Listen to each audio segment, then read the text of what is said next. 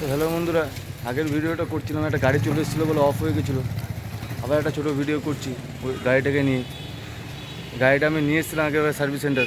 এই দেখো আমাদের কেটিএমের সার্ভিস সেন্টার, এটা আমাদের কেটিএমের সার্ভিস সেন্টার। আজকে আমি গাড়িটাকে আবার নিয়ে এসেছি বাড়ির থেকে।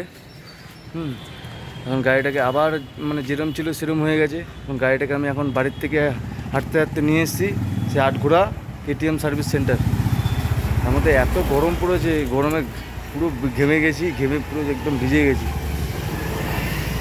তো আমি তোমাদেরকে দেখাই আমার গাড়ির কোন তারটা কেটেছে, তার জন্য গাড়িটা আমার এত প্রবলেম হচ্ছে। এটা নিয়ে দুবার হলো, দেখতে পারবে কি না জানি না। ভেতরে আছে একদম, গাড়ির ভেতরে একদম আছে ভেতরের তারটা।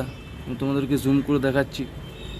এই দেখো, এই যে এই তারটা, এই তারটা আছে আমার গাড়ির, এই তারটা এই দূরে কেটে দিয়েছে। এই তারটার জন্য গাড়িটা স্টার্ট নিচ্ছে না, আমাকে ওখান থেকে হেঁটে হেঁটে আনতে হলো।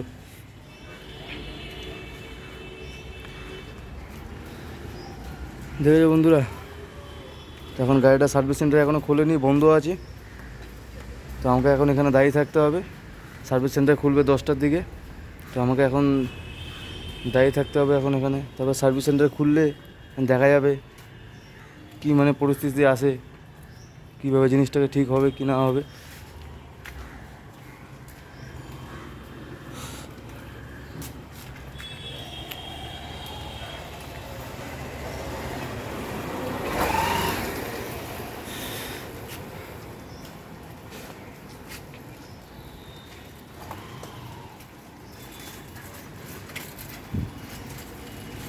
তো নমস্কার বন্ধুরা, আজকের ব্লগটা এইটুকুনি। আবার গাড়িটা ঠিক হয়ে গেলে আবার একটা ছোট্ট একটা ব্লগ তোমাদের সামনে নিয়ে আসবো।